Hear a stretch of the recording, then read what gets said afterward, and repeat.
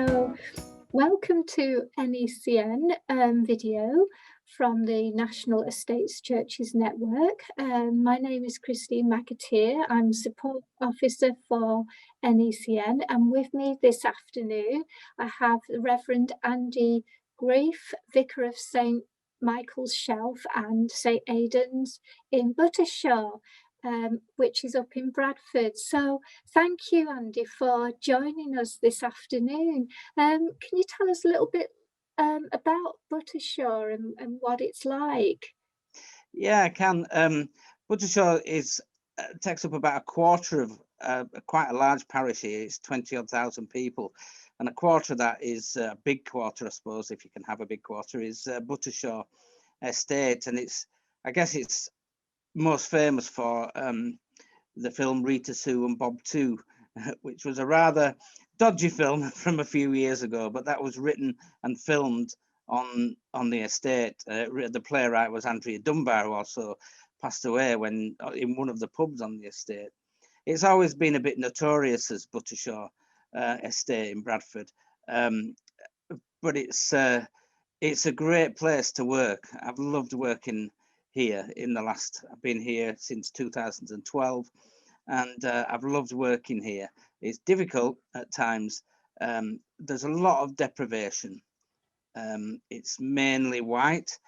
People get the impression that Bradford's very mixed race city, which it is, but there's clumps of different races around and cultures, and it's mainly white, working class, deprived area. Oh, thanks, Sandy. And what's it been like during the pandemic? On the estate itself, we've never known so much demand for the food bank and for aid. I mean, there was quite a lot of demand before, but since the pandemic, the demand on food bank has just gone up and up and up. And it's just been really, it's been busy for many of us that have been trying to, help people out and minister on the estate. Yeah, and you've been doing a few things, haven't you? What have you been doing to try and help out? I think it all started a couple of years ago. We used to have, well, none of the churches or anything or organisations used to talk to each other. And a couple of years ago, there was a bit of change in staff here, there, and everywhere. And all of a sudden, it was like God was bringing us all together. Maybe we're for this. And so now we have the Buttershaw Baptist and Sandale, us, the Roman Catholic Church, the council officers of the ward, and we've sort of got together to do all sorts of supporting one another. Things like not everyone can run a food bank. We couldn't. There's not many of us in church. I was shielding for the first 12 weeks because I've got health issues. There were a lot of my congregation are elderly, so we couldn't really run it, but we could support others that were. So we opened the church doors every single day, the porch doors, and asked for donations. And every day I'd go and open it at 10 o'clock, close it at 5. And we got loads of response from the community to the bags that were dropped off. The Baptist minister would then pick them up and take them up to Sandale, and they'd be distributed from there. And we'd go out and deliver to people's doors, as well as them coming to us, because quite a few people couldn't get, or they wouldn't, and it was the children we wanted to get to, really. So that's why we delivered sometimes. So we've done that. We've here down at St Michael's, which is just off the estate, we did a scheme that we distributed Christmas sort of goodies to live alones, which was really good. But one of the biggest things was the Christmas Secret Santa, where we collected, the response was amazing. We just had hundreds of brand new toys. I spent an afternoon helping to wrap them, but so did many others in over a week or two. And then we hired a big lorry and got Santa on there, which was a Baptist minister, and we went around the streets of Buttershaw Estate and played carols, and the councillors were there, and all the different representatives of the partnership were there, and the kids were jumping up. The smiles on the faces was amazing.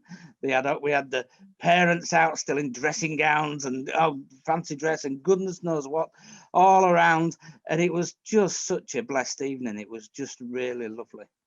So that's some of the things we've been doing.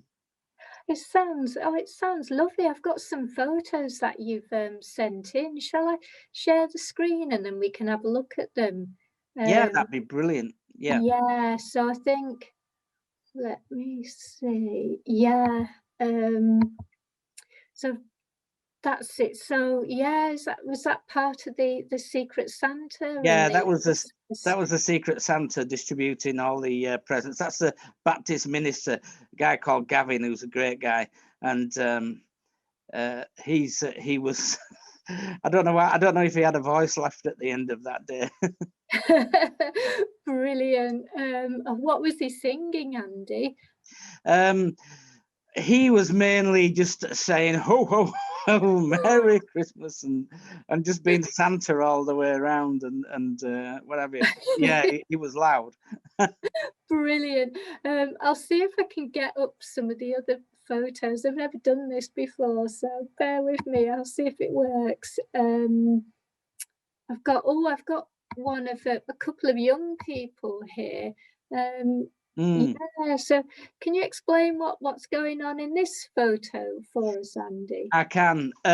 When all the schools were off for most of last year, we at Sandale we put together breakfasts for children because we were concerned about people that would normally get free school meals or what have you, and we were really concerned, and Sandale was, and so we did a breakfast for them, and we have a marquee type of thing outside, so we'd cook the breakfast inside and then take them out to serve them. These are a couple of our cooks. This is Marie, and then my son Ben on the right. It's probably stirring the beans there, and we put together a takeaway breakfast for them in a takeaway carrier, and then people would come up and take however many breakfasts they needed. It was specifically for children. I mean, it brought home to me, it must have been one of the hottest days of the year, I think sometime in July, and I was stood there helping out outside with the kids coming. There was this lad that came up, must have been about 9, and he had an ill-fitting sort of like a padded coat on with a hood up that was around his face. He looked white as a sheet. He was timid as anything. The Bradford Bulls representatives were there, the rugby team, and they were giving away hats. They didn't want any of that.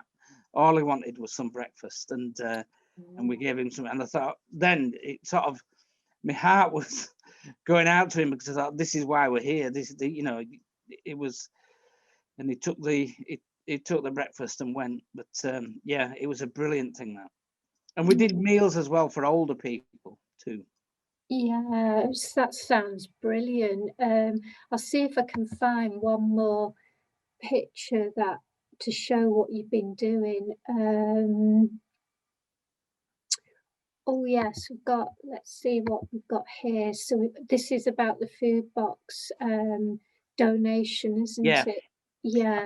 I put this up on the church's Facebook page during last year, every single day of Monday to Friday, and we decided to open the church doors. We couldn't go in the church, but people could drop off in the porch. So I put this up, and this got a great response between 10 and 5 p.m. On the 5 p.m. I'd go over. I only live opposite the church, so that was great. Could walk over the road, have a look, see what had been left, and then take it up to Sandale at the end of the week for them to distribute or do what they did with it. And yeah, the response was amazing. I mean, people have been so generous in this parish. Like I say, Buttershaw was just part of this parish, but the people all over the parish were so generous and still are. I mean, if I can just move my camera, we're having an Easter egg thing, and then bags are full of Easter eggs. Wow, I'm just going to there. stop sharing. Can you bring your camera back again, Andy? We'll have another look. So that just came today. A few bags of Easter eggs. One of them's packed with Easter eggs. There's another bag full of shoes and football boots and stuff. People are so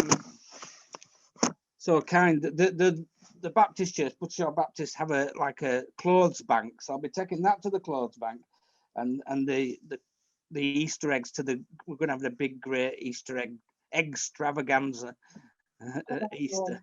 When we can give out Easter eggs as well to the kids on the estate.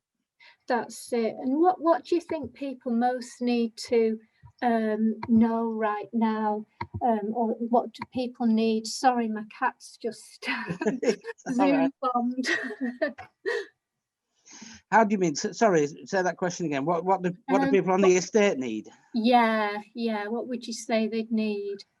I think it's going to get worse. I think when we have to start paying for this lockdown financially, I think people that are on in the gig economy, people that are on 0 hours, I think people are going to really struggle, and I think we're going to be being busy with the food bank and other distribution. We're setting up in a few weeks the CAP life skills course at the St Aidan's on the estate, and just to help people manage financially. And it's CAP are brilliant, as you probably know. CAP originated in Bradford, and we're doing a life skill course. We're also going to do debt advice when that gets up and running again.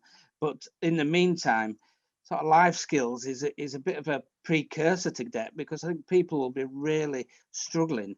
And if we can teach people how to, I don't know, make a meal for 4 on £3 or £4, then that's what we're going to hope to do. So advice they still need help, and those little treats that the kids miss out on, then hopefully we'll be able to do something to make life a little bit easier for them. That's it. It's going to be a very long road to recovery, isn't it?